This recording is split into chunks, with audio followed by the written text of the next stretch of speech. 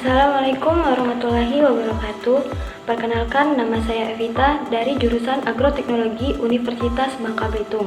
Baiklah, di sini saya akan menjelaskan sedikit tentang tahapan-tahapan pengambilan keputusan dalam pengendalian hama.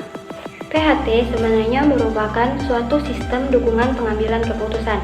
Yang dimaksud dengan sistem dukungan pengambilan keputusan ialah berbagai cara yang dilakukan untuk menentukan apakah tindakan pengendalian tersebut sudah atau belum perlu kita laksanakan.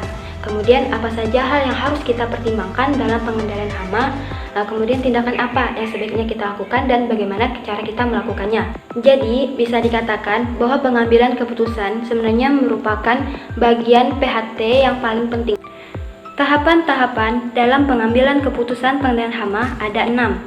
Yang pertama, mengenal status hama yang dikelola. Yang kedua, mempelajari komponen saling tindak dalam ekosistem. Yang ketiga, penetapan dan pengembangan ambang ekonomi. Yang keempat, pengembangan sistem pengamatan dan monitoring hama. Yang kelima, pengembangan model deskriptif dan peramalan hama. Dan yang keenam, pengembangan strategi pengelolaan hama.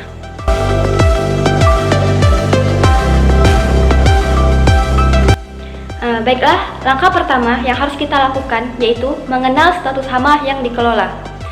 Hama-hama yang menyerang pada suatu agroekosistem perlu dikenal dengan baik.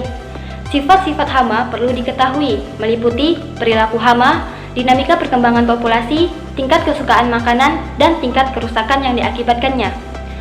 Pengenalan hama dapat dilakukan melalui identifikasi dan hasil analisis status hama yang ada. Dalam suatu agroekosistem, kelompok hama yang ada bisa dikategorikan atas hama utama, hama minor, hama potensial, hama migran, dan bukan hama. Dengan mempelajari dan mengetahui status hama, dapat ditetapkan jenjang toleransi ekonomi untuk masing-masing kategori hama.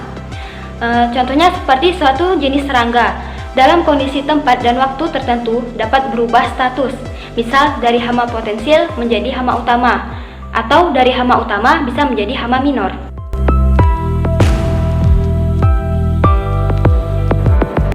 Selanjutnya, langkah yang kedua yaitu mempelajari komponen saling tindak dalam ekosistem. Komponen suatu ekosistem perlu ditelaah dan dipelajari, terutama yang mempengaruhi dinamika perkembangan populasi hama-hama utama. Termasuk dalam langkah ini ialah menginventarisir musuh-musuh alami, sekaligus mengetahui potensi mereka sebagai pengendali alami.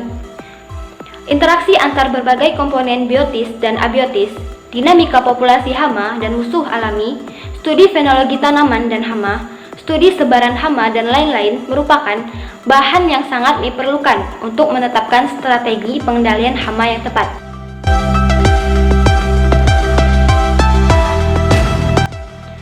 Baiklah, langkah selanjutnya yaitu penetapan dan pengembangan ambang ekonomi.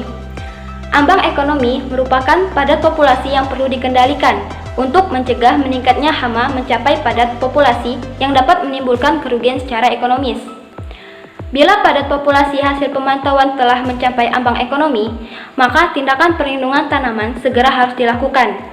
Sebaliknya, bila padat populasi hasil pemantauan masih rendah daripada ambang ekonomi, maka tindakan perlindungan tanaman belum perlu dilakukan sampai diperoleh hasil dari pelaksanaan pemanfaatan agroekosistem berikutnya.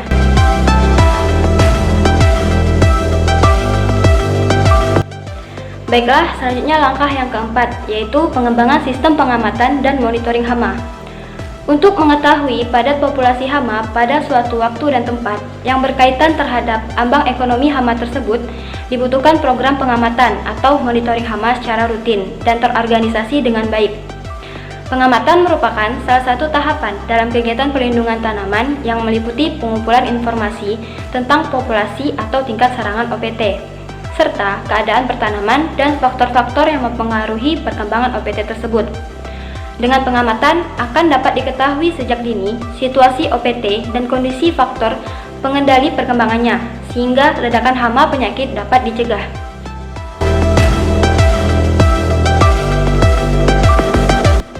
Langkah yang kelima yaitu pengembangan model deskriptif dan peramalan hama. Dengan mengetahui gejolak populasi hama dan hubungannya dengan komponen-komponen ekosistem lainnya, maka perlu dikembangkan model kuantitatif yang dinamis.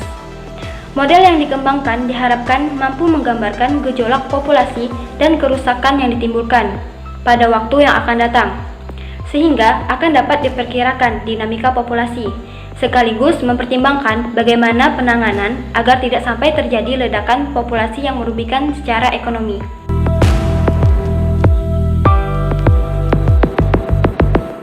Baiklah, langkah yang terakhir yaitu pengembangan strategi pengelolaan hama.